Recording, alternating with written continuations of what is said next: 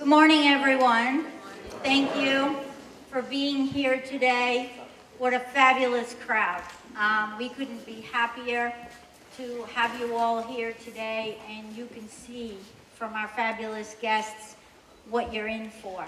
I know we will do it justice. My name is Louisa Goldman, and I would like to officially welcome you to this historic conversation with Irene Zisblatt in commemoration of Holocaust Remembrance Day. There's a few things that I'm going to read specifically because I don't want to miss anything, and we owe you that. Today's event is proudly presented by Chabad of Venice in Northport.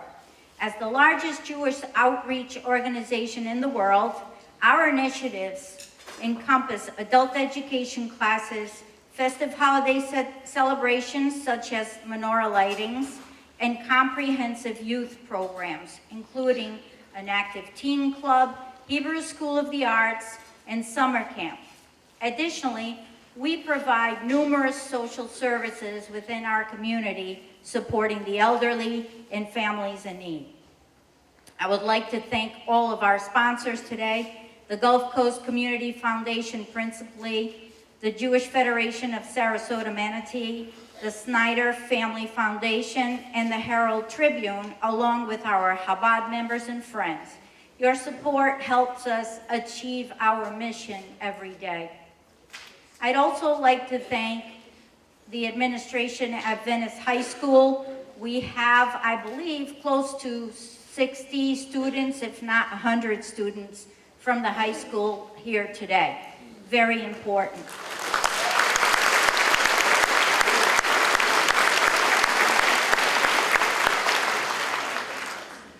We are profoundly honored to welcome, alongside our featured speaker and survivor, Irene Zisblatt, Helga Melmed, our seasoned speaker from last year. Want to wave, Helga? Helga is a proud member of Chabad of Venice and a local resident, is a fellow survivor of Auschwitz and the infamous Death March. As many of you have heard her recount, both will be honored with the task of lighting 6 candles. These candles serve as the solemn tribute to the 6 million Jews who were killed during the Holocaust. Let us welcome them with warmth, respect, and the reverence that they deserve.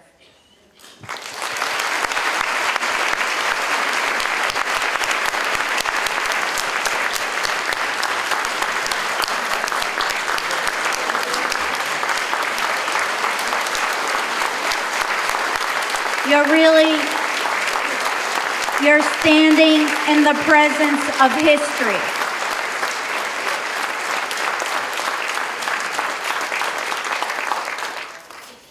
Now, to prepare you for this fabulous speech, I am going to introduce our violinist, and there will be a short film that you will watch in preparation. Joining us momentarily will be concert violinist Vladimir Tsipin, an immigrant from the former Soviet Union. Vladimir has become a nationally recognized name in the performance art world, known for his dazzling performances in the New York Philharmonic and Carnegie Hall. We are fortunate to have him here with us today, playing from the sounds of Schindler's List. As we welcome Vladimir, please give your attention to the screen. Vladimir.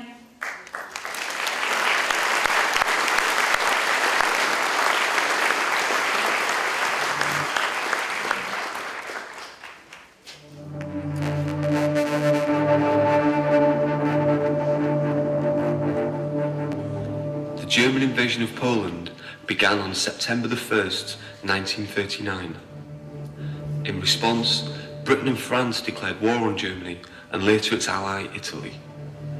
During the next 2 years, German forces were victorious, invading Denmark and Norway, Belgium, the Netherlands, Luxembourg, France, Yugoslavia, and Greece.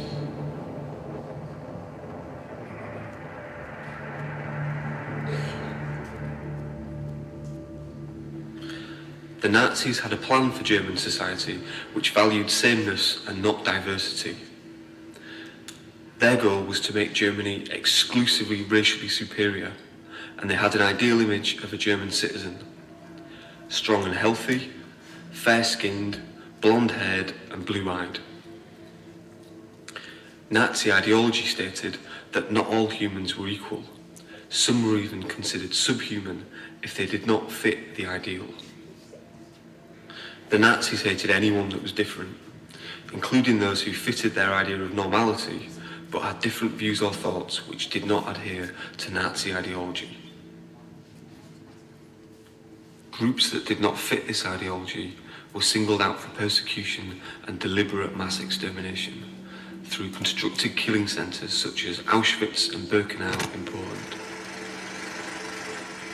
In these camps alone, between 1940 and 1945, the Nazis deported at least 1,300,000 people for being different.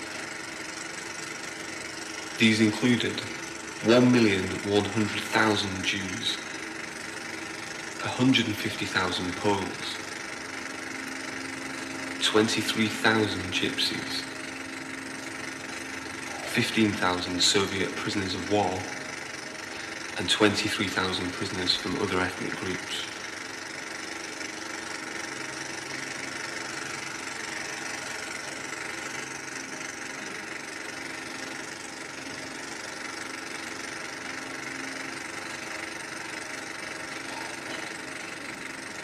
Often unreported is that an estimated 10 to 15,000 people were deported to concentration camps for being gay using the pre-existing legislation, paragraph 175. Many, but not all, were assigned pink triangles. Most died in the camps, often from exhaustion. Many were castrated, and some subjected to other gruesome medical experiments. Collective murder actions were undertaken against gay detainees, exterminating hundreds at a time. After the war, the Allies chose not to remove the Nazi-amended paragraph 175. Neither they, nor the new German states, nor Austria would recognise homosexual prisoners as victims of the Nazis, a status essential to qualify for reparations. Indeed, many gay men continued to serve their prison sentences.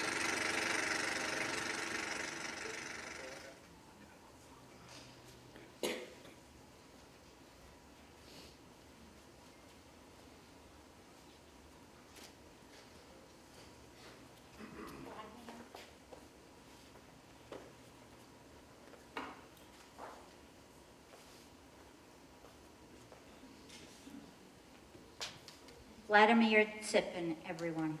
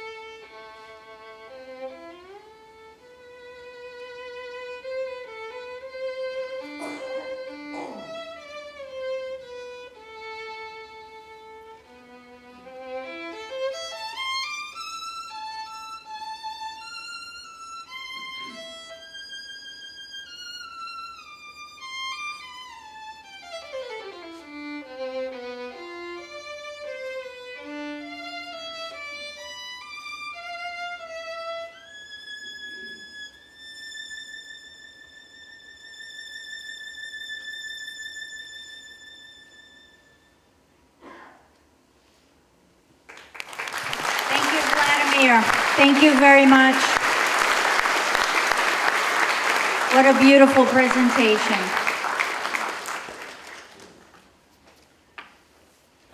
You may have noticed that we have 6 candles lit. Those 6 candles symbolize the 6 million Jews killed during this period of time. We also light from candles already lit, which symbolize, as Helga pointed out to me, the soldiers that rescued them, which they're very grateful for.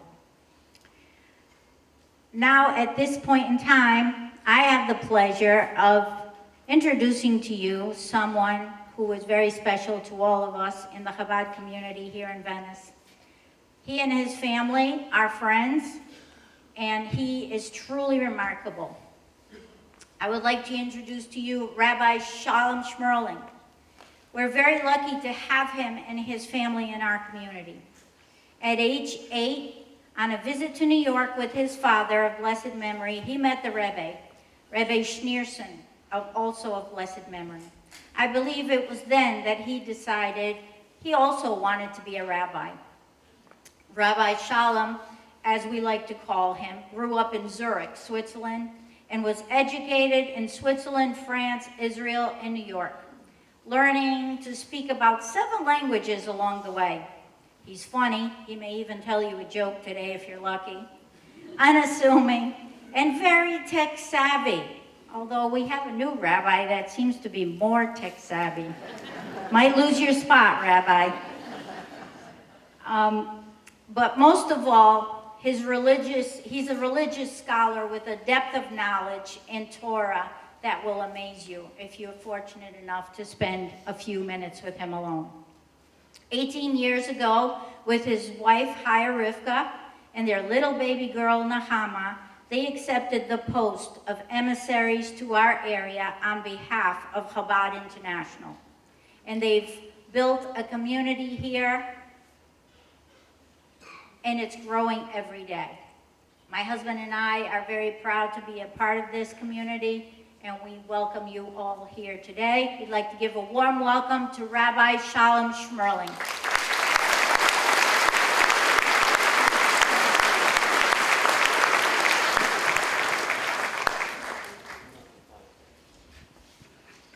Thank you, Louisa. If you want to hear jokes, come on Saturday to my sermon. Good morning, everyone. Today, as we come together, our dedication to remembering takes on an urgent and deep importance. Recent events, including the horrific attack in Israel on the October the 7th, the most devastating act of violence against Jews since the Holocaust, remind us that the threats of anti-Semitism and hatred are not just historical issues. They are immediate dangers that require our attention and action. In light of these events, let us unite in a moment of prayer. Almighty God, today we stand united to honor the memory of those who perished and the resilience of those who survived during one of humanity's darkest times. Grant us strength to honor their lives through acts of kindness, the courage to confront injustice wherever we find it, and the wisdom to teach the crucial lessons of the past to future generations. May peace and love guide our hearts and actions as we commit to never forgetting and always working towards making the world a more compassionate and just place. We pray for the well-being of Israel, for healing for the victims and their families, and for the safe returns of the hostages. May we all merit to witness a world of enduring peace and the dawn of the Messianic era. Let us say Amen. Today we are honored to have among us a remarkable individual, Irene Zisblatt. Irene's life story is a testament to the incredible strength of the human spirit. Having endured the horrors of Auschwitz, she emerged not with bitterness, but with a message of hope, courage, and unwavering stance against injustice. Irene's contributions, particularly her dedication to sharing her experience to educate others, serve as a beacon of light and inspiration. We thank Irene for traveling all the way this morning from the East Coast to be with us today. And additionally, I want to express my profound gratitude to each and every one of you for coming to this important event. Please join me in extending a warm welcome to Irene Zisblatt.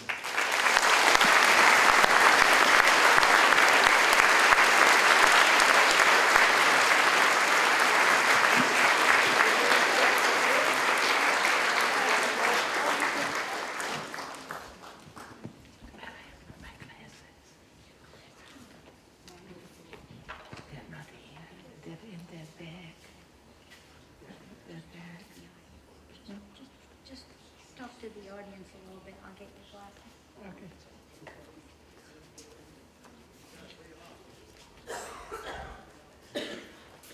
I gotta wait a little bit, so I'm going to talk to you a little bit.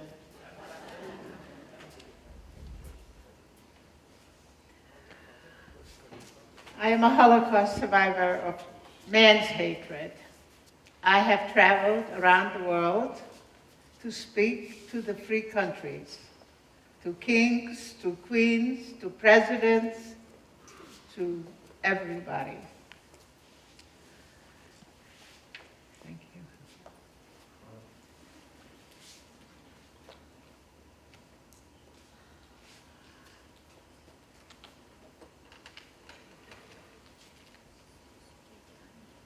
Okay. But first, I'd like to thank you for choosing to serve as the witness to the witness. Can you hear me all the way in the back? Okay. I also want to thank Chabad, the people that work all over the world to fight anti-Semitism and hatred. Today, I am honored to be here in Chabad. This is my third Chabad in the last 3 weeks, and I have more to go, thank God. I am a child survivor of man's hatred. I am the only survivor of my family. That places on me a double duty to bear witness. I feel that there is a pressing need to educate our future generation about the Holocaust and the evil that took place at that time in history. We must learn that genocide is possible anytime, any place. But first, we must examine the effects of inhumanity. The Holocaust provides what such a world looks like. I survived the most awful places on earth: Auschwitz, Birkenau, Majdanek, a labor camp, and a death march. There, a human life had no value. In Birkenau, when the cattle trains brought so many people to their death, all day as well as at night, I was woken up every night by the barking dogs, the shootings, and the stamping of thousands of feet and cries of desperation in different languages. At night, the atrocities with my sleeplessness gave me a vivid sense of existing in a factory of death, where Hitler and his henchmen extinguished 6 million innocent lives. 1.5 million were children.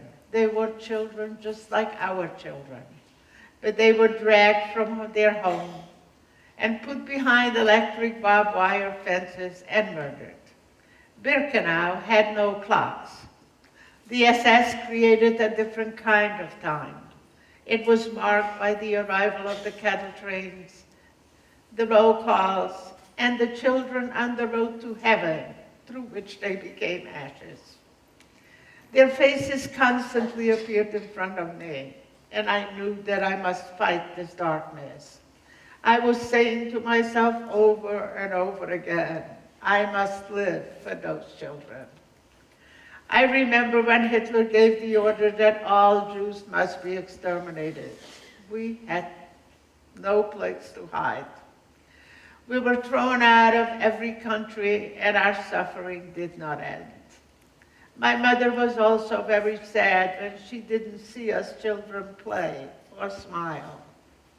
She tried to give us away, not because she didn't love us, but because she wanted to save us.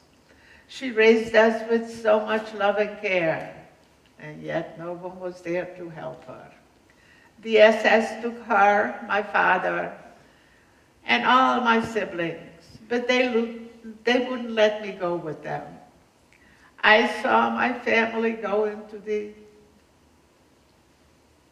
the gas chamber. My mother gave me her diamonds, and that is the only valuable connection I have to her. It is now 80 years after the Holocaust, and still things like a train or a railroad track brings my yesterdays into today. I like to share some of my yesterdays with you, not to make you hate them, but to tell you what hatred does. I am a Hungarian Jew. The devastation of Hungarian Jews was the worst murder of men, women, and children in the last days of the war. When Hitler was facing defeat, he brought the Holocaust to Hungary. I was born there, in a beautiful little resort town in the mountains. We were only 263 families, and only a third was Jewish. As far back as I can remember, we had a good relationship with our non-Jewish neighbors. We didn't have any television or telephones or iPods, but we had each other. We children were always together, in school, in the mountains, and everywhere. The mountains we lived in had the most natural resources in all of Europe. Mineral water was one of them. My father was an owner of a spa, and he used this water to heal people with muscular problems. He devoted his life to heal and help everyone. My siblings, my friends, and I loved living in those beautiful mountains. But not far from us, in Germany, Hitler was ending democracy and was lining up his henchmen, the SAs, which were the stormtroopers, the SS, the security police, and the Gestapo, the special state police.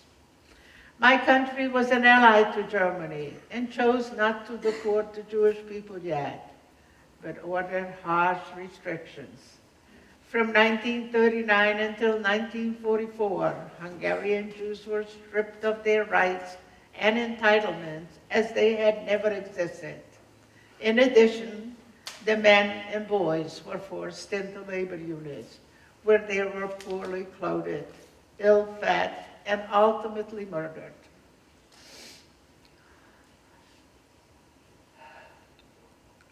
At the age of 9, I was thrown out of the one thing I loved most, my school, because I was a Jew. And from that day on, my life changed, and so did the world. My non-Jewish friends ignored me, my education and freedom was taken away from me, and my hopes were destroyed by Nazi hatred. We didn't see any SS in our country yet, but their evil was carried out by the Hungarian Nazis. They were called the Arrow Cross. Our food was running out, and they wouldn't let us buy in any store. A curfew was enforced, and we had to wear the yellow star. I will never forget the sadness in my parents' faces when we children were so hungry and they had no food to give us. Once a cow wandered into our backyard, and my mother risked her life during curfew and climbed out the window and milked the cow. But that was the only time we had milk. I was the oldest of 6 children. I have 4 brothers and 1 sister. Every day, the Nazis ordered new restrictions for us. After they stripped us from our dignity, they demanded our valuables. I heard my mother say to my father, first they made our star a badge of shame, and now they want to rob us of our feelings of being worthy enough of owning something of value. I think my mother sewed her diamonds into the hem of my skirt to save our pride. And then she gave them to me with a purpose, to buy bread if I get hungry. In 1939, when Poland was invaded, a few men were able to escape over the mountains to us. My father, with the congregation, helped them to safety. Their destination, Palestine. I don't know if they ever made it to Palestine, but one night a man had to spend the night in our home because it wasn't safe to go on. And I heard them beg my father, take your family and come with me because when the SS come to you, they will kill your children just like they do in Poland. I couldn't sleep the rest of the night. In the morning, the man was gone. And I asked my father, why? Who are the SS? And why are they killing the children? What have those children done? And my father said, the man wasn't himself. People don't do such a things. See, no one believed that the most civilized country in all of Europe was doing such a thing. So we didn't believe the man, and we didn't go with him. We also didn't believe that we are going to be invaded by the SS because the war was almost over. Besides, we were in this mountain, and so few of us, they won't bother to come and, try and find us.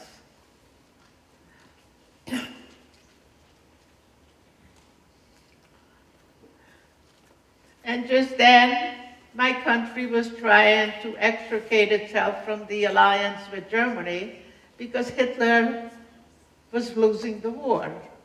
And Hitler got so mad, he ordered his army to invade Hungary and deal with the Jewish problem. The next day, each person had to pack a suitcase not to exceeding 24 kilos and go to a ghetto. The ghetto was a brickyard, but there were no bricks being manufactured. They were just people everywhere suffering.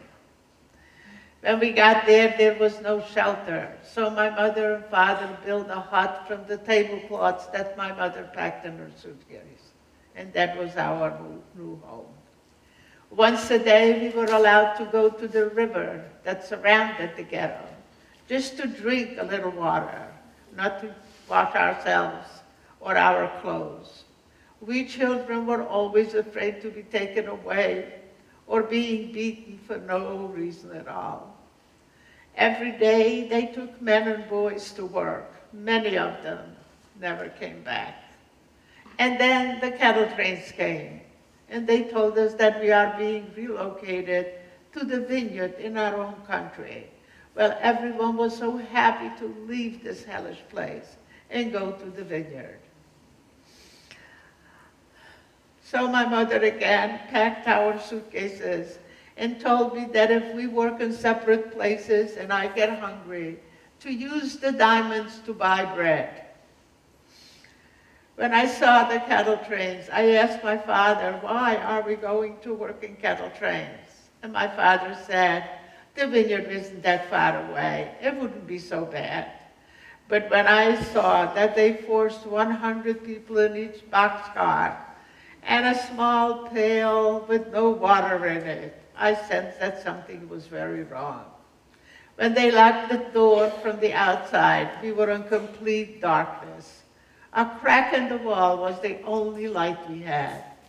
My father was standing by the crack to see how far away we are from the vineyard. And the boxcar was so bad. There was no room to sit or stand. People were just holding on to each other. Most of them were struggling to stay alive. The older people were dying, suffocation. So our mothers decided that the older children should sit on the floor against the wall, and each one of them should hold a small child, so the older people should have a little more room, and maybe they will stop from dying.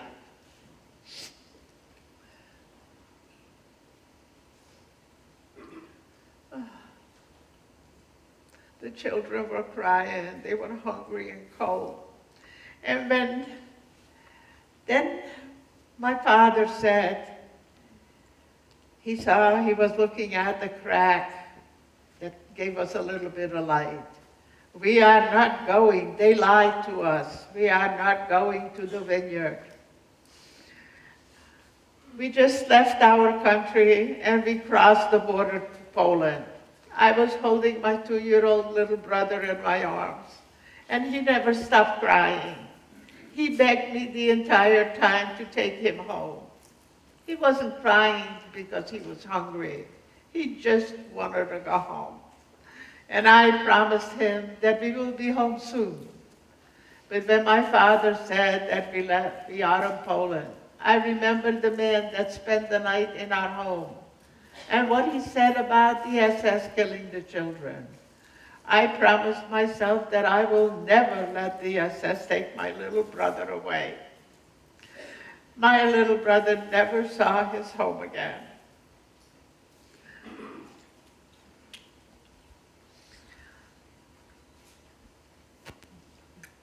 I was wishing that maybe the train would stop and we can go to a real bathroom like normal people. But most I was wishing that the children should get some food and water, and maybe they will stop crying.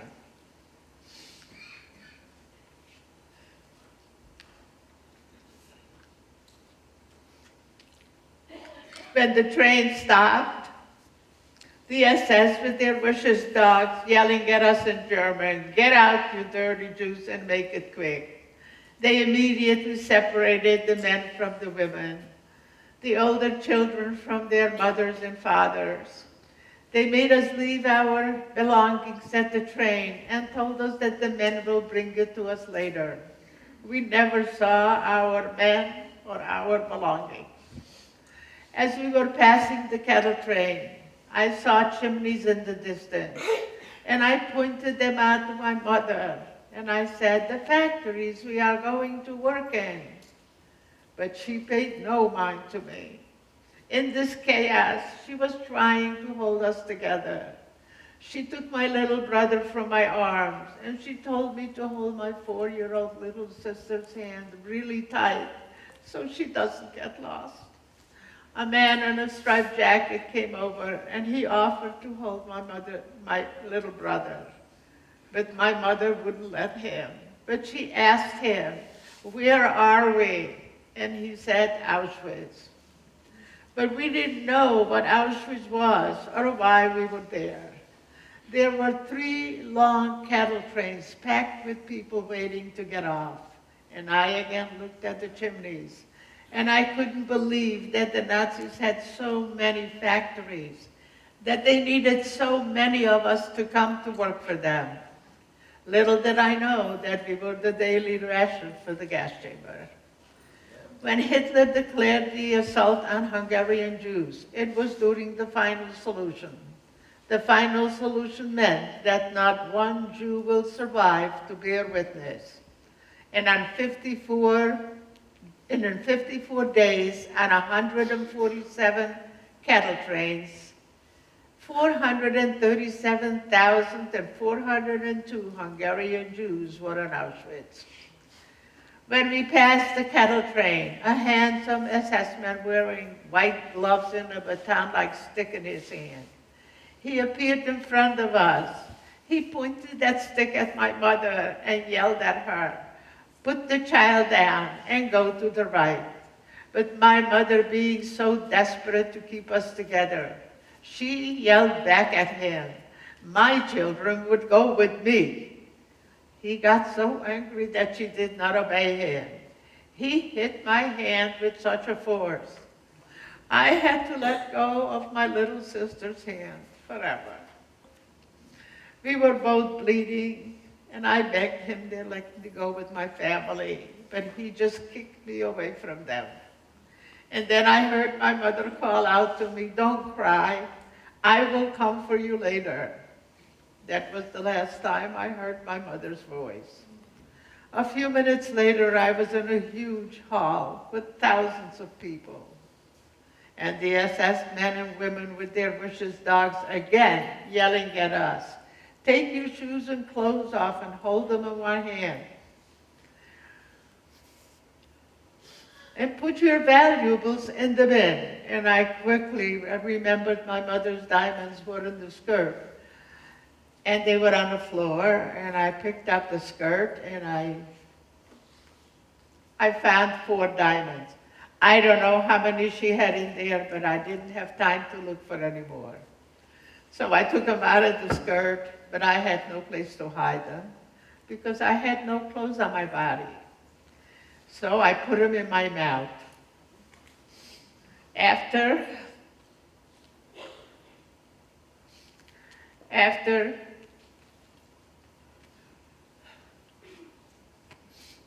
they gave me a piece of garb that barely covered my body and pushed us out to the courtyard. At the door was a huge mirror, and they ordered us to look at ourselves. I didn't recognize myself. I was reduced to a number that represented a nothing. I was stripped from my identity and my dignity. But you see, that was their first process of dehumanizing us. And then they lined us up in rows of 5 and marched us into a place called Birkenau, a planet of evil. The SS locked the electric barbed wire fences behind us, never to let us out. It was spring, but flowers and grass did grow there. The sky was as gray as the mud under my feet. The wooden barracks with 3-story bunks were our luxury housing. 1,000 of us in each barrack and 10 of us in each bunk didn't give us much hope to ever to get out. Our food for the day was a cup of brown liquid they called soup.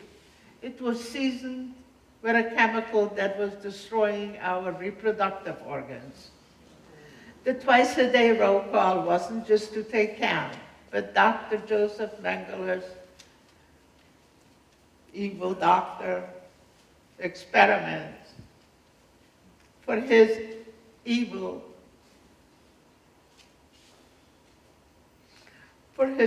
experiments.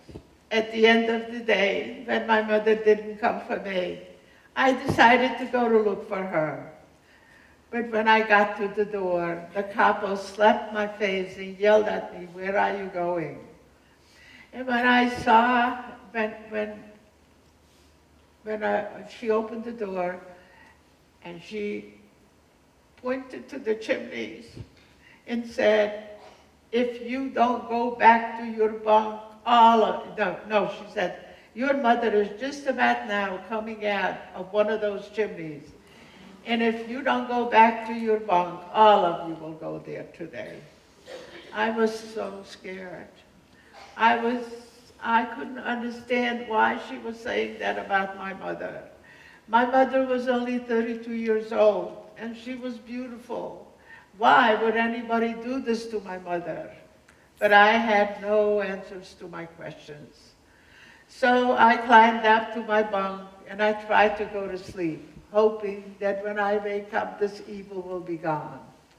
But I couldn't fall asleep because little children from the outside were crying so bad. We didn't have a window in our barrack, but we had a 3-inch opening. So I looked out the opening, and I saw trucks coming down the road. And one of the trucks fell out. 2 little children fell out of the truck. And the SS man picked them up, and he just threw them at the truck like they were 2 pieces of sticks.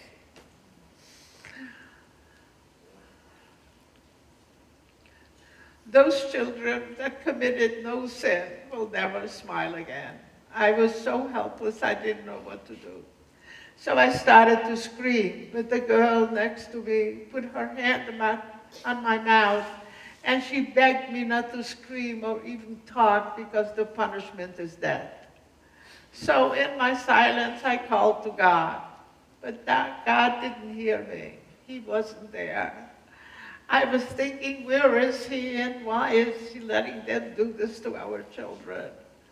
I was so angry with him. I had the biggest fight with my God. But then I said to myself, why am I fighting with God? God didn't create the Holocaust. Men did. So in my childish mind, I figured it out, that he must be in a place where he is helping other children. And when he is done, he will surely come and help us. Against all impossibilities, I did not lose faith. And the next day, I was selected by Dr. Joseph Mengele for his brutal experiments. I was no longer a 13-year-old child. My childhood couldn't continue in the death camp. But in a desperate effort, I had to try and save my mother's diamonds.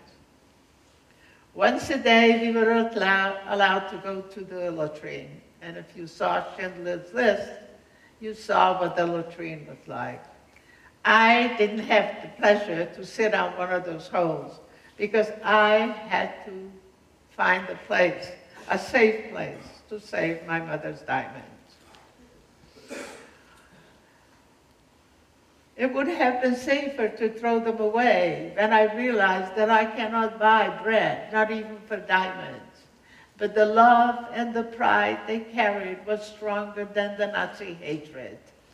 I saw hatred so strong when Dr. Joseph Mengele was experimented on me with no anesthetics, and the pain was so unbearable. I saw joy in his eyes watching me suffer. That kind of a hatred existed in the 20th century in Nazi Germany. When the SS packed the gas chambers with mothers and fathers and sisters and brothers and grandparents, I was there. I saw them and I heard them cry out for their last time, Shema Israel. At that moment, my will to live became stronger and more important. I promised to be their voice if I survived this evil. Those children's voices were silenced in the most unspeakable terror of the Holocaust, just because their eyes were not blue enough, or their skin was not white enough, or they were Jewish. Those 1.5 million children are depending on us. Never, never again. But never again is now. They're slaughtering our children again and again. When the Nazi doctors were torturing us and the pain was so unbearable, we knew that we must endure and live for as long as we can for those children. During the experiments, I had a silent friend. Her name was Sapka. Even in our pain, we couldn't cry. And then they took Sapka away. And at the end of the day, when she didn't return, I just assumed she went to the gas chamber. I was so lost again without her. And then they selected 1,500 of us to go to the gas chamber. And when we were going inside, we realized that the gas chamber wasn't big enough to hold 1,500 of us. So we started to push back out. And I was pushed back to the door. So when I got to the door, I dug my nails into the pieces of wood, and I just hang on there. Not that I was hoping somebody will save me, but I just didn't want to be inside as long as I could. I wanted to look up at the sky. And then the Cyclone B gas arrived, and they had to throw it immediately. Because they were always afraid that they will, the Sonderkommando that worked there was going to confiscate it and throw it at them. But the guy couldn't close the door because I was in the way. But he must obey at any cost. So he threw me out and he closed the door. And I was going to follow him, but I didn't know, I didn't realize, I didn't see him leave. So I ran up the ramp that I just came down, and I found a spot. The gas chamber went down, but the roof of the gas chamber is above ground. There was this much space between the roof and the ground. And being that I only weighed about 50 pounds, I crawled underneath. I was underneath the eave, but even I knew that in 20 minutes another group will come in, they will find me and put me back in the gas chamber. But for that moment, I had hope. And then a miracle happened. A Sonderkommando boy came to do his job, and he found me first. So he pulled me out, and he took off. See, when you go to gas chamber, you have to be no clothes, naked. So I was naked underneath the eave. He pulled me out. He took his jacket off. He covered up my body. And he spoke to me in Hungarian, so I knew he was from my country. So I asked him, where are you from and what is your name? And he said, it doesn't matter. I only have 3 more days to live. And if you make it, live a little for me too. That when I knew how much I wanted to stay alive. Do you know what a Sonderkommando boy is? If you don't, I'll tell you anyway. A Sonderkommando boy or a man. When the trains came in from all over Europe, all the doctors at the train station were selecting men, strong men and boys between the age of 18 and 36 to work in the gas chamber in the Sonderkommando. The Sonderkommando. But the only problem was they only left these men to live for about 4 months. And then they would destroy all of them and choose other people that came in because they didn't want to leave a living bearer. This boy was 18 years old from Hungary. But he wouldn't tell me where he is, where he's from, and what his name, because he says, I'll just live a little for me too if you make it. Can you imagine, out of 6 gas chambers in Birkenau, the number 3 gas chamber was the only one that had a railroad track coming up all the way to the gas chamber. So what happened that day? Was it a miracle? Did God call down to this boy and said, save this child? I don't know what happened that day, but I'm glad it did because I wouldn't be here today. We were in this train. There were other people already there when he put me in. And we rode at night, so we didn't see which way we were going and where. But when we got there, they unloaded the train, and the train left empty. That showed us that no one leaves this camp. We were put in barracks and in bunks just like in Auschwitz. And in the morning, I looked down to my lower bunk, and another miracle happened. My silent friend Sapka was looking straight at me. It was so wonderful to see her. It was so great to know that she didn't go to the gas chamber. I don't know, I don't remember whether we were allowed to talk because in Auschwitz we weren't allowed, but we didn't have to. We just looked at each other and we just knew that from here on in we will be together no matter where it takes us. So every day we were going to the factory, different places. We were working, we were in a subsidiary camp near Neuengamme, and we saw each other every night. And we worked there until January of 1945. In January, the snow was high, it was very cold. They gave us a blanket and a pair of wooden shoes that didn't fit, and they set us out on a death march. The death march meant that we were marching away from freedom. They never gave us any food or our water. We lost our shoes when we stepped in the snow because they didn't fit to begin with. So we took our blanket, we tore it up, wrapped up our feet, and walked in the snow. Every couple of feet, they would line up 10, 15 people and just shot them for no reason at all. And we didn't know when we were going to get anything to eat or drink or rest. We didn't.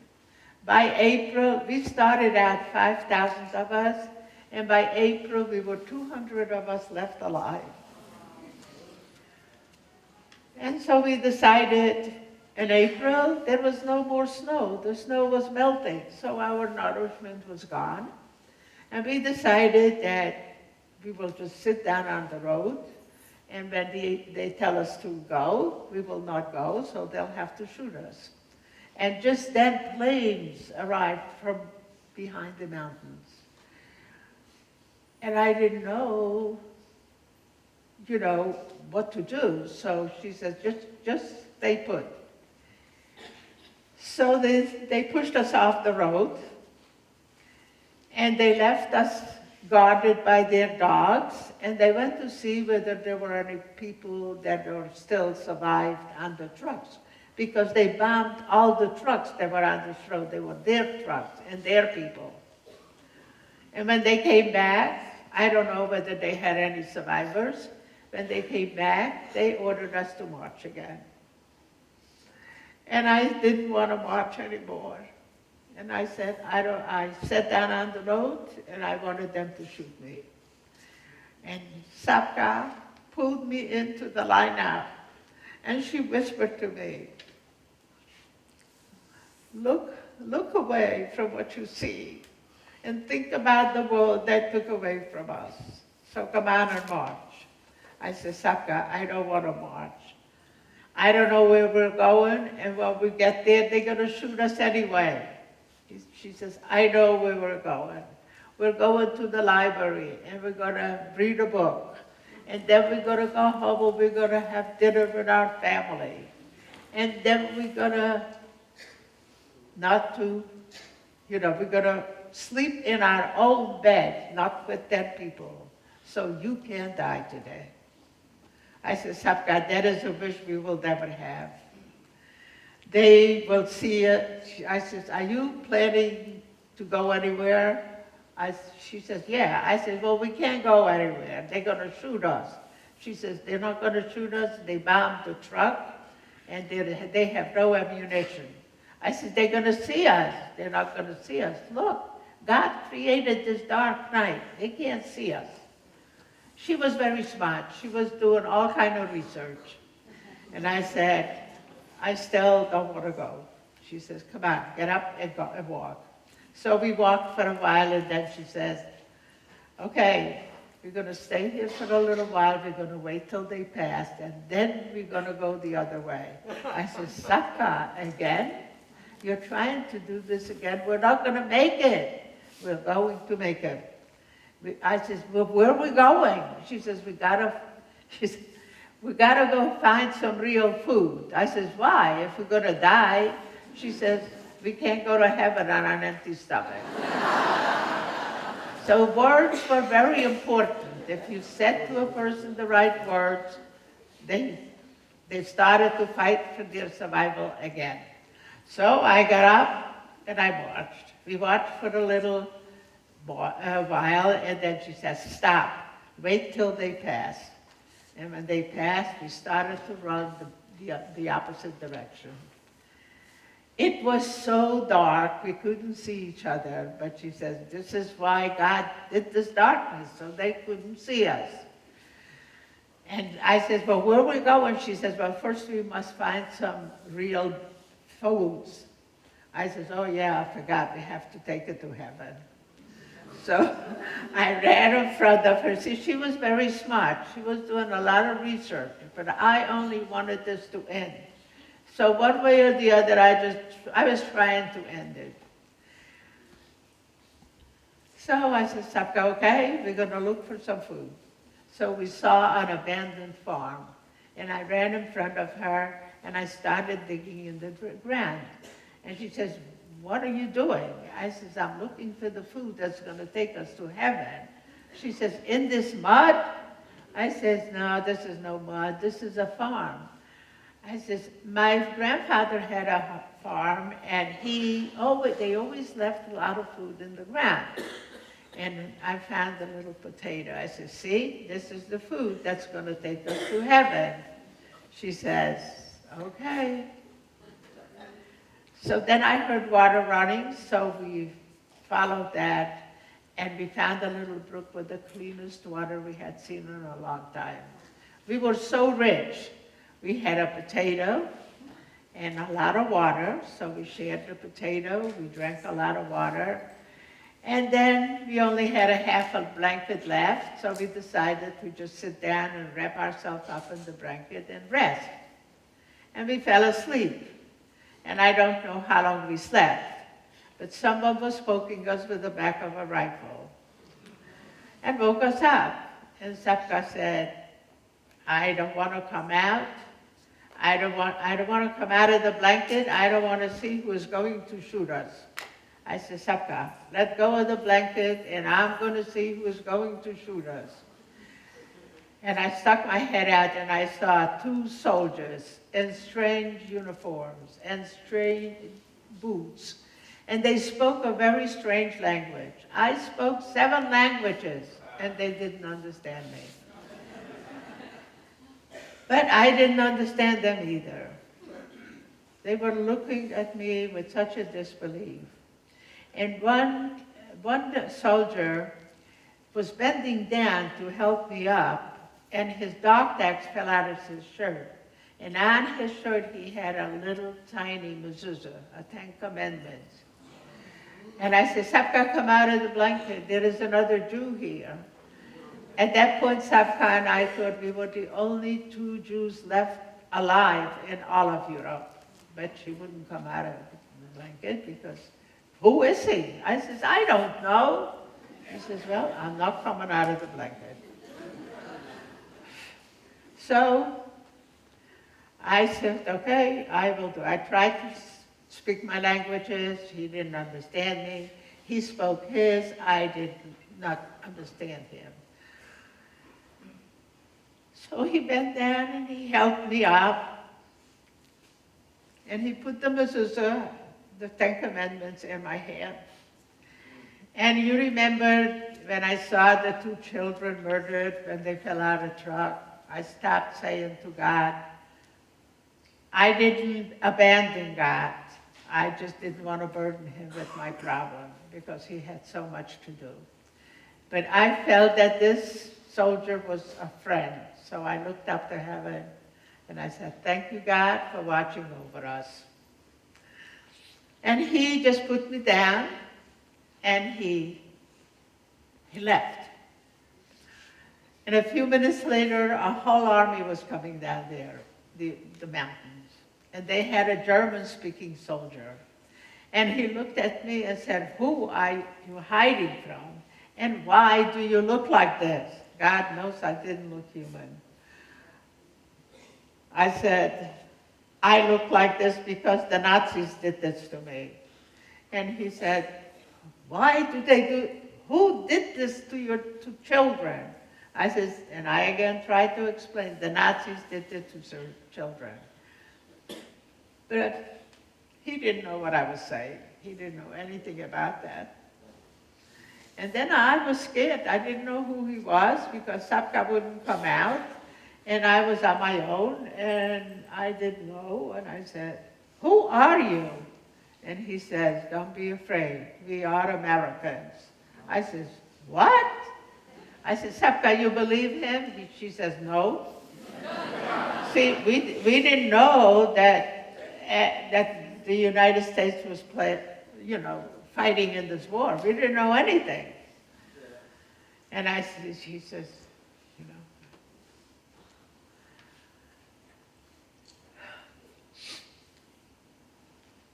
But I somehow looked at him and I kind of felt that he was a friend. So I was able to communicate with him because he spoke one of my languages.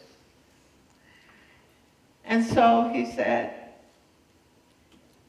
what would you like to eat? And that's when Sapka came out of the blanket. Not because she wanted to eat first, because during the march, we were always talking about food, so it kept us going. And she told me that her favorite food was scrambled eggs. And I said, I just want a small loaf of bread all to myself, not to have to share it with 10 people. But that was a wish we will never have, I said. But she says, yes, maybe we will, and here we are. And he asked us what we want to eat. So she came out and she says, can we have just a little bit of scrambled eggs and a small loaf of bread?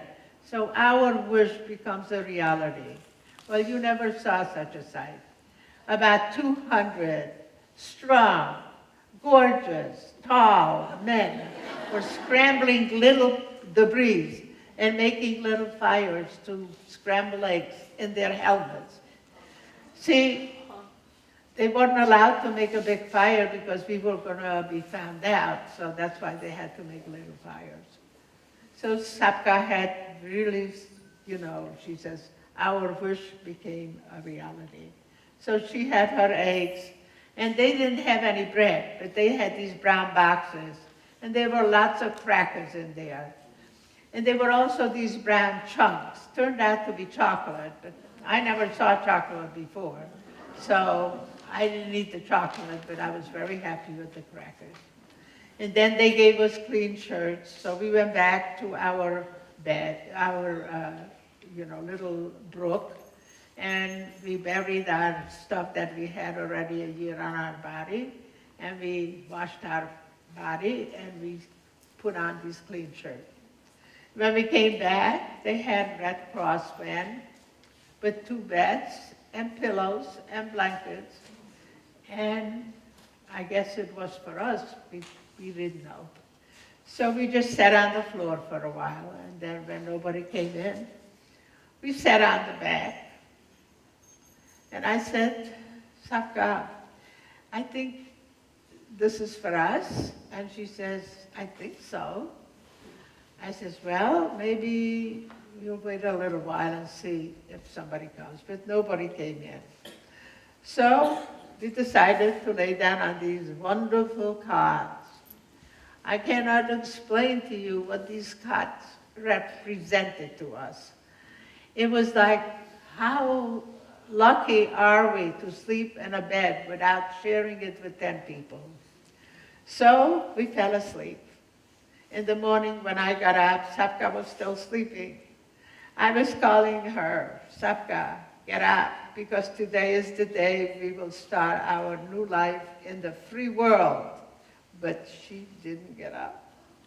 A soldier came out and told us that we need to get together our stuff and go because the snipers are closing in and we are going to be attacked. So we need to leave this place. I asked him to help her wake up because she is so tired, she can't wake up by herself. And he tried. I saw he gave her an injection, but she didn't wake up. And I yelled at him, wake her up now. He said, I can't wake her up. She is sleeping in a very beautiful place. She is no longer sick or hungry. And she knows about you, that you are okay. And I said, what are you saying? She was never sick. And he said, she was very sick. She died in her sleep of typhus, and I can't wake her up. But please, we have to go because we're in harm's way. He says, where do you want us to bury her body? I says, I want her to be buried by the little brook where you found us and gave us our lives back together. And they said, okay. And I says, promise me that after the war we will come back and we will take her body to a real cemetery. And they said that we will promise. So we went back to the brook and we buried her. And they took me with them. But they left me in a field hospital where I was there being cured of whatever I had. And after the war, they did come back with me. But we couldn't find her body because she The mountain was so destroyed we couldn't find her. But she is in my heart all the time. And then, when I got better, the soldiers took me to a displaced person camp in Salzburg, Austria, where I joined 40 children to go to Sweden to an orphanage. And while I was waiting, a letter came from New York, and a man with the same last name as mine was asking if I want to come to a free country and a new family. I must have screamed so loud they must have heard me all the way to New York. So I gave up my spot to another child to go to Sweden, and I waited 2 years to go to America. I couldn't believe that I was going to the greatest free country in the whole world. And finally, in 1947, I saw what a free country looked like for the first time in my life. After many encounters with death, I survived Hitler's atrocities, and now I must rebuild my life. But first, I must find a way to be the voice I promised to be for those children. But I couldn't, because who is going to believe a child such a nightmare? So that was one of the reasons I did not share about my experience in the Holocaust for 50 years after. Wow. And then Schindler's List came out in 1994, and I realized that I must bear witness. It was very hard, except that the ashes were grayer, the cries were louder, and the children's pain was clearer. When I woke up, I had to force myself to think where I was. So how can I be the voice I promised to be? I tried to think about my tomorrows, because my yesterdays were all about Auschwitz and Birkenau.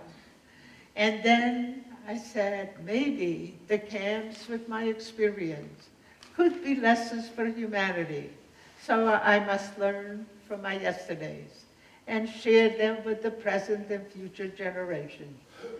Since I was only 13 years old when I endured so much pain and witnessed so much injustice against humanity, I knew that the children of tomorrow can learn from my pain.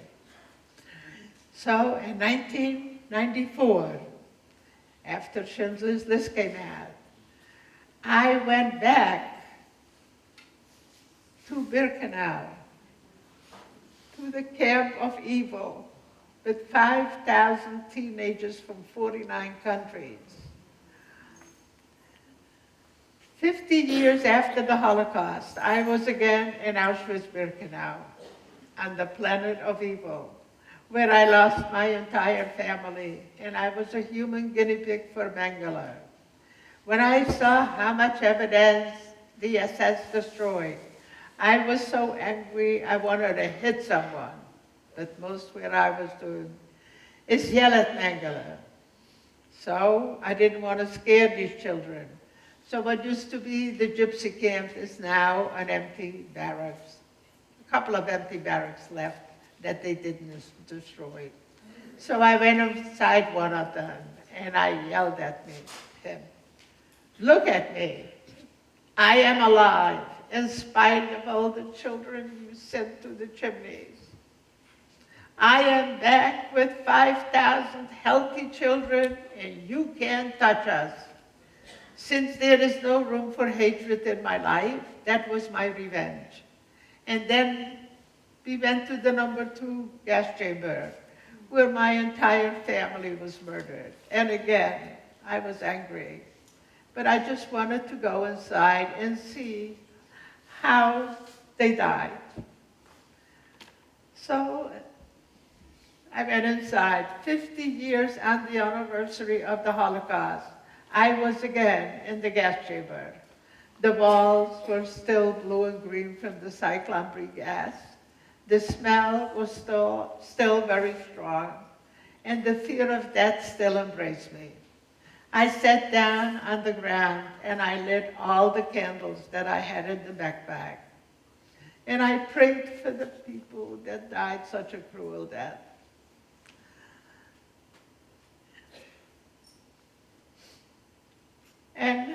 as I was leaving the gas chamber, I looked back one more time. I wanted to see it.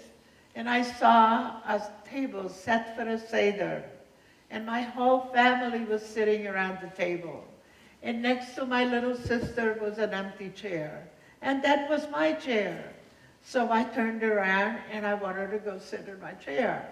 But my mother put her hand in front of me and yelled at me. You can't sit in your chair yet. You've promised me you will stop crying and you will do what you must. I reached out to hug her, but she wasn't there. And neither was my table with all the people.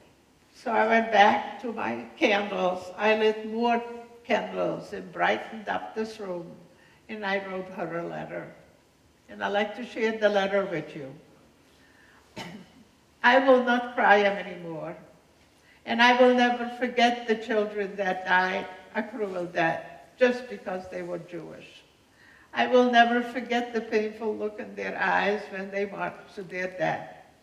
Dear Mother, this letter I am writing to you is very special. I want to tell you how much I miss you. I missed you on my wedding day, and you did not share my happiness. But most I missed you when I gave birth to your grandchildren, and you could not hold them. It is difficult to live with the fact that you were cheated of enjoying them. As for me, being a mother today, I can feel the pain you felt when your children died in your arms from the gas. For me, there is no medicine I can take to heal my pain. I am still learning to live with it. But I promise you to tell the world all that happened. And I hope that God will help me stay strong. And I pray that He watches over the children of tomorrow so they can remember the past and never be silent when they see injustice against people. What happened to us should never happen again.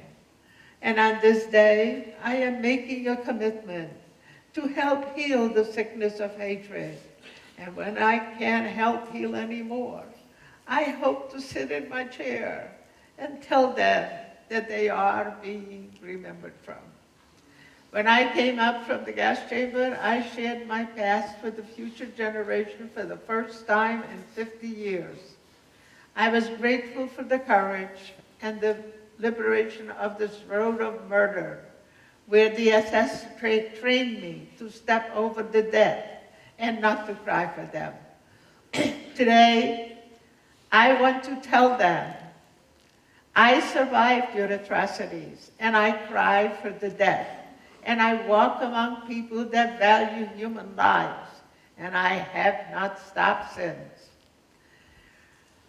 Today, I shared my past for I don't know how many millions of people around the world, including our government. I still can't believe that I am alive today, and I shared my painful past with the most powerful government in the world.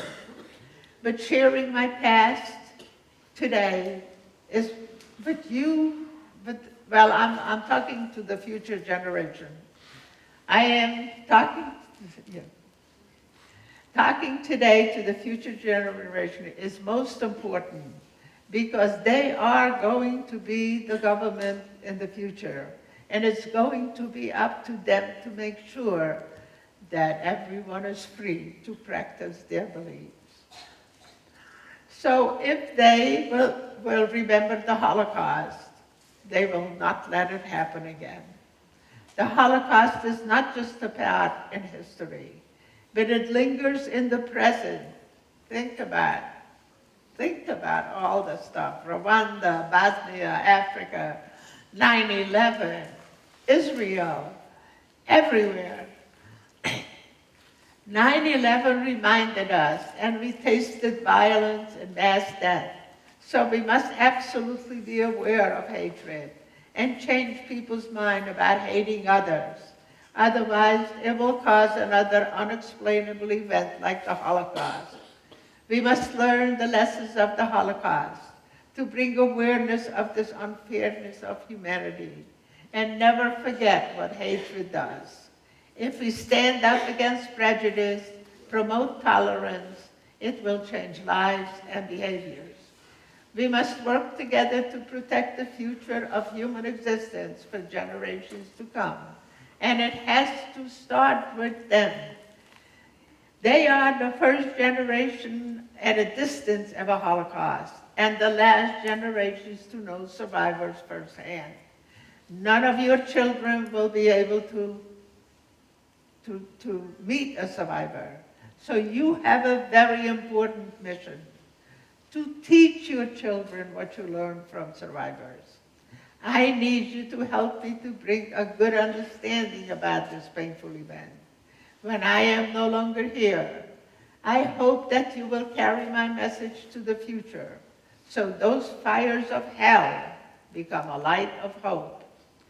All the technological devices my generation created in our lifetimes, we failed to create a tool to stop genocide.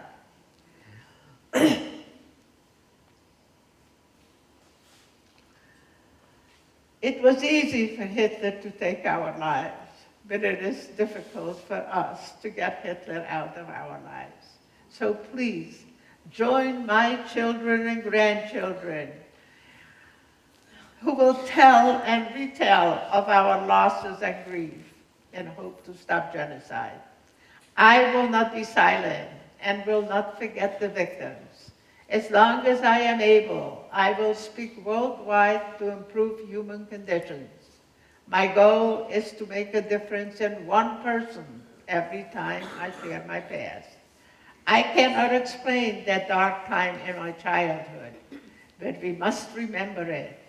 It is important to recall the past so our lives and generations to come have more meaning. The memory and the lessons of the Holocaust are not negotiable and not a subject to be forgotten. I relive my pain again and again so present and future generations can learn from it. We cannot allow the flames of hatred to destroy, to consume our world. We must learn the lessons of the past and build a shared future. I came forth to share my degrading experience and hopes that my personal story will influence you and generations to come. For understanding, I don't want the world to forget what happened to us because I don't want it to happen again. Again, never again, and never again is now. Because I don't want it to happen again. For too long, hatred, fear, and intolerance have torn apart families, communities, and nations around the world. If our world is to achieve lasting peace, all people must learn that even we come from different backgrounds, races, and culture, we all have the same dream for our children in the future. The world has not learned yet from past histories, not just the Holocaust, but histories from before the Holocaust. And I cannot explain Auschwitz and Birkenau and its genocide of Jews and others, but this painful event teaches us what is important in life. So now, no matter how small you are, you can make the biggest difference. In spite the chemicals in my soup, Mengeler's experiments, I have a 6-foot-tall, gorgeous son, a beautiful, beautiful daughter, and 5 grandchildren that light up my life every single day. My mother's diamonds and I also survived their atrocities, and they are to be handed down to firstborn girl in each generation to preserve my mother's memory.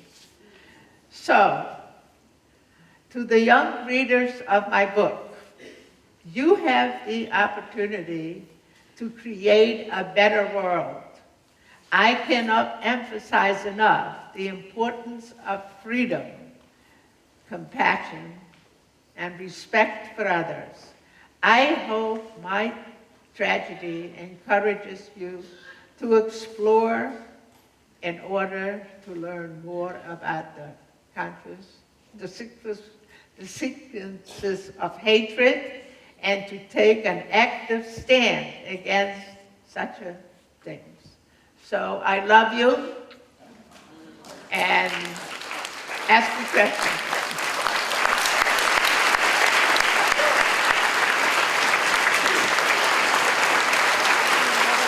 Oh my God!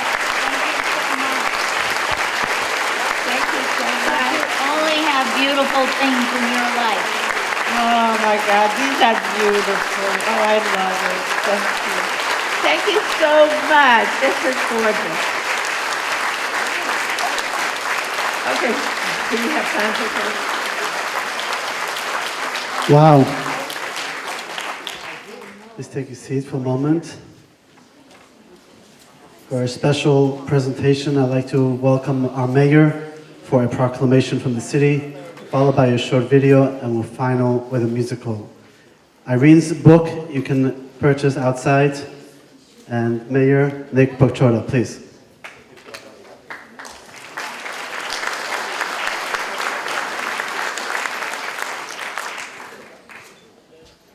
20 years ago, I had the privilege of traveling to Poland to go to Auschwitz, and it changed my life. Last year, I had the honor of presenting a proclamation, and hearing the stories that Helga had gone through changed my life. And I can tell you again today, listening to these stories has changed my life.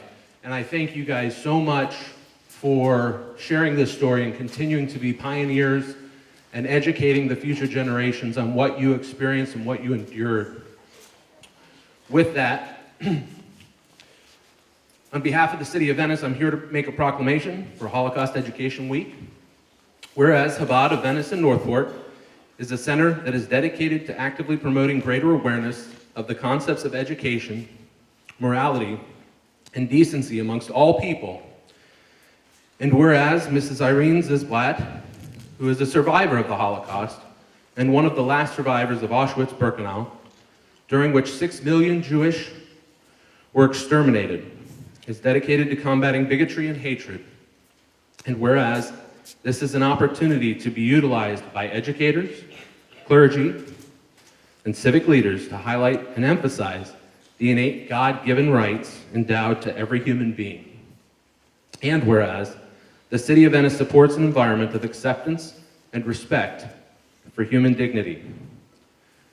Now, therefore, I, Nick Pokchorda, Mayor of the City of Venice, on behalf of the Venice City Council, do hereby proclaim February 11th through February 17th, 2024, as Holocaust Education Week.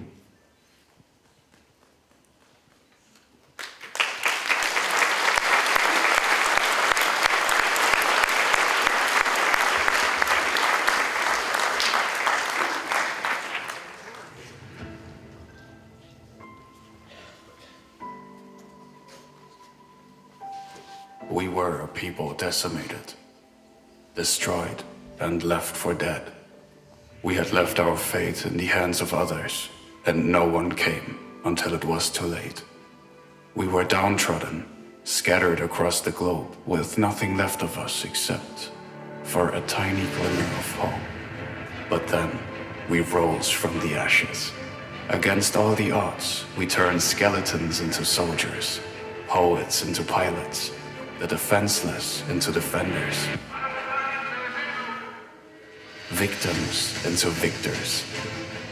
We made it to the promised land, but the threats to our very existence just kept coming. Our greatest bodies built tools for survival, and our greatest minds split atoms. We taught ourselves to see through the darkness that once kept us blind. We created the technologies of the future to defend our land, our sea, our air, and our skies, but not without enormous sacrifice.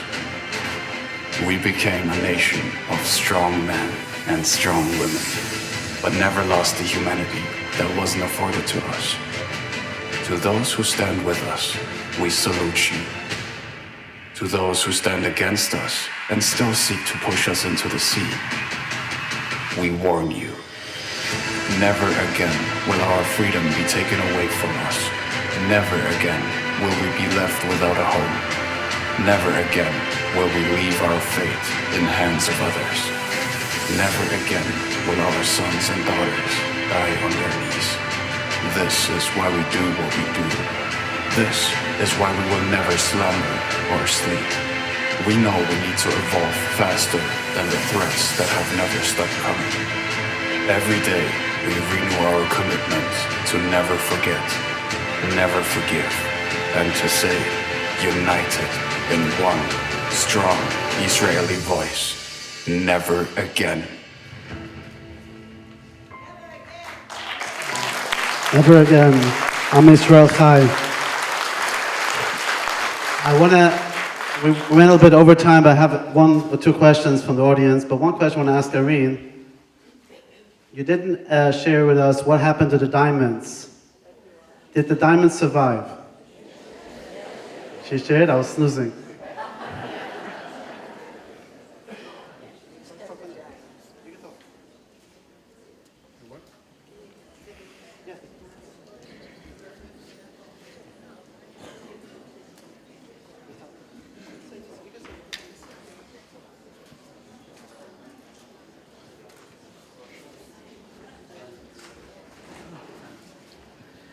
He wants me to tell you about my mother's diamonds. I wear them only when I speak to you, to the future generations. I don't wear them as a piece of jewelry to show off my jewelry. My mother gave them to buy bread if I get hungry. I was only 13 years old then. I didn't understand really what she wanted me to do, but I found out later. And I saved them as much as I could. Like I said, it would have been safer if I threw them away because nobody had any bread to give me, not even for diamonds. But I couldn't throw them away because the sacrifice and the love was stronger than the Nazi hatred. So here they are, and they are to give them to each firstborn girl in each generation to preserve my mother's memory. They are never to be sold or traded, except, God forbid, they are hungry, they are to buy bread. Thank you. You can touch them, then you see me, because Steven Spielberg, when we did The Last Day, said, have the future generation touch him because they're touching history. So future generation or whoever wants to come up and touch him, you're welcome.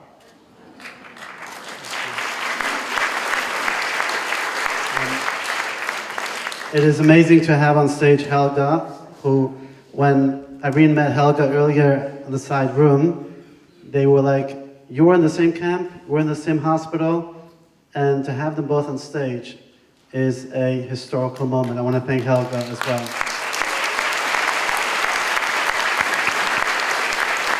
A colleague from Auschwitz. We didn't know each other then, but we were in two different places together. And didn't know because we all looked the same. Last question, Irene. Seeing what you had seen, what happened in Israel, did those images remind you to the images that you've seen? And what is the message to us? We're October 7th. October 7th, what it did to us survivors is unspeakable. We can't even explain to you what it done to us. For me, personally, when I survived Auschwitz in 1945, I had a bunch of nightmares. And it took me 10 years with a psychiatrist to get out of this hatred that I was surrounded with. Well, October 7th happened the same thing. I woke up in the middle of the night screaming. I was back where I was. Because Hamas was doing to these people exactly the same thing that Hitler was doing to us. And we didn't have any weapons to fight back. Neither did they. So it was a devastating thing. It was painful. We didn't, again, know what to do. Because for a lot of things, we were far away. And we had nothing to really fight them because we didn't know where they were, why they were doing that to us.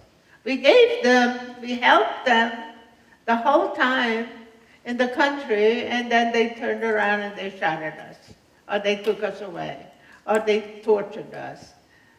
What is this? What are those people thinking? Don't they have children of their own?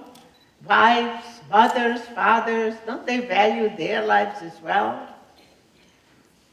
Did the world not learn yet? For 80 years we've been yelling, never again, and never again is now. So what have we done? We tried. We took them back there, we showed them, we taught them, we were explaining. We were convincing. We were everywhere helping. So what happened? It should not happen again. So please, from here on in, every one of you, take one little thing and just take it as best as you can and fight hatred as fast and as everywhere that you can. Thank you. Thank you. We're going to give the mic to Helga. Helga, what is your answer to October the 7th? What is your message today to us, what you have witnessed in Israel the last few months? Look for the roots. Look for the roots. How Nazism started. And compare it and think. Because we don't want anything to happen ever again. Like everybody says, never again will we stand there and do nothing.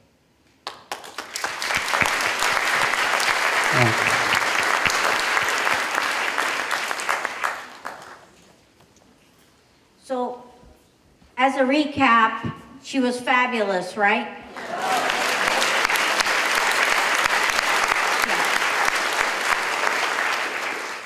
She went easy on you today. You should read her book. All the details are in there. The story of the diamonds, horrific Mangala experiences, everything she went through. The book is really, really sends chills. Even now, I get goosebumps thinking about some of the passages in the book. Beautifully written, short, but something that you will always remember. And now we're going to hear one more time from Vladimir Tsipin.